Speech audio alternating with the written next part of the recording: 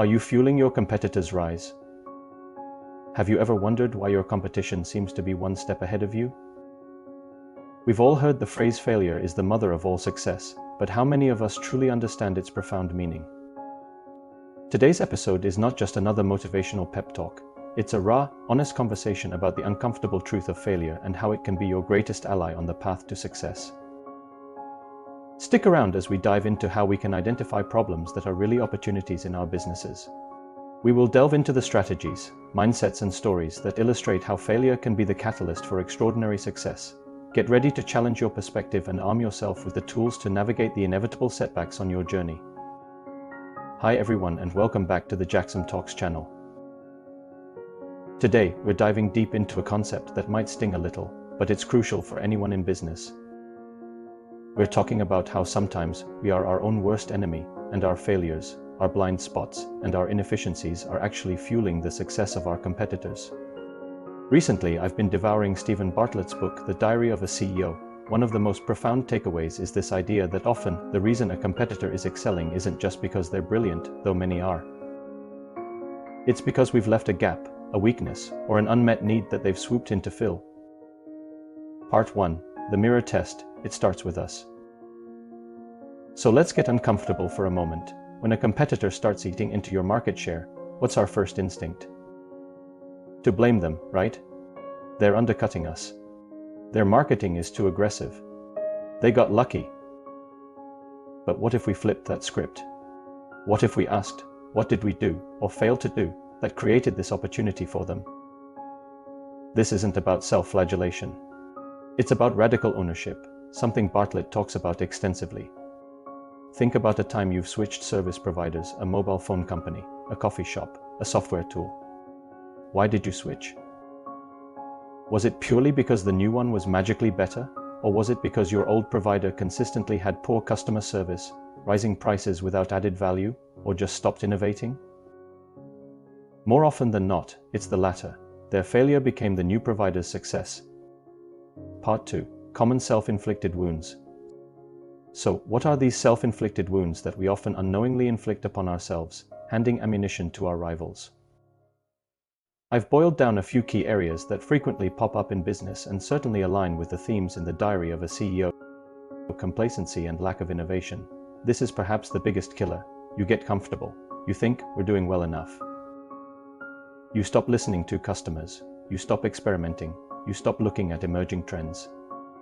While you're resting on your laurels, your competitor is probably pulling all-nighters, innovating, improving, and finding new ways to delight customers. Your stagnation is their springboard. Poor customer experience. In today's market, customer experience is king. If your customers feel unheard, unappreciated, or consistently let down by your service, they will leave, and guess where they're going? Straight into the arms of your competitor, who's likely making customer satisfaction a priority. Your competitor doesn't even need to be radically innovative. They just need to be consistently better at treating people well, ignoring feedback and market signals. We all get feedback from reviews, social media, direct conversations, even churn rates, but do we truly listen? Or do we dismiss it as isolated incidents or haters? Steven Bartlett often emphasizes the importance of staying close to the ground, understanding what your audience is saying. If you're deaf to these signals, your competitor, who is listening, will hear exactly what customers want and deliver it. Internal disorganization and inefficiency. This might seem less direct, but it's incredibly powerful. If your internal processes are a mess, your team is demotivated, and communication is broken, it trickles down. Projects take longer, quality suffers, and your ability to respond to market changes becomes sluggish. While you're tripping over your own feet, your competitor, with a lean and efficient operation, is sprinting ahead. Part 3. The path forward, owning your narrative. So if we're acknowledging that our own failings often pave the way for a competitor's success, what do we do about it? How do we turn this around?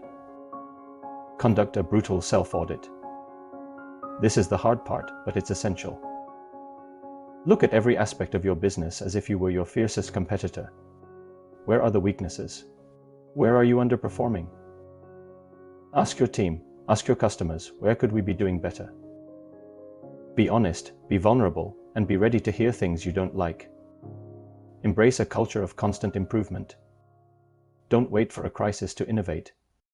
Build a culture where feedback is sought, experiments are encouraged, and learning is continuous. This isn't about grand, revolutionary changes every week, but consistent, incremental improvements across the board. Small gains add up to massive advantages over time. Obsess over your customers. Yes, keep an eye on your competitors, but don't obsess over them. Instead, obsess over your customers. What do they truly need? What are their pain points? How can you add more value to their lives? When you genuinely serve your customers better than anyone else, your competitors become less relevant. Empower your team. Your team are on the front lines. They see the problems, they hear the feedback. Empower them to identify issues, suggest solutions, and take ownership. A motivated, aligned, and empowered team is your greatest asset in outmaneuvering any competitor. Part 4. Real-world example. Think about the Blockbuster and Netflix example. Blockbuster was the undisputed king. They got complacent, clung to late fees, and ignored the emerging digital landscape. Netflix, initially just a DVD by mail service, saw the gap, the desire for convenience, no late fees, and then pivoted brilliantly into streaming. Blockbuster's failures were Netflix's opportunities, a classic example of a competitor thriving because of a market leader's blind spots. So my challenge to you today is this. Don't just look at your competitors, but look within your own business.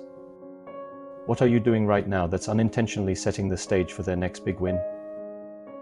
What neglected area, what ignored piece of feedback, what internal inefficiency is creating a vacuum that they're ready to fill?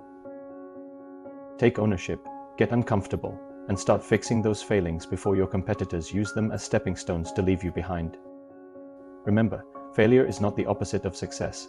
It's a stepping stone on the path to achieving your goals. Every successful person has faced numerous setbacks on their journey, and it's how you respond to these challenges that truly defines your success. So embrace the discomfort, learn from your mistakes, and keep failing upwards. I'd love to hear about a time when you failed at something and how you picked yourself up and turned that failure into a stepping stone for success.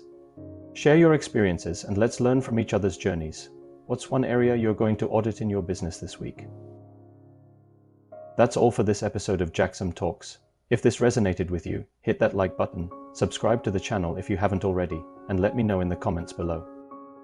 Thanks for watching, and I will see you on the next video.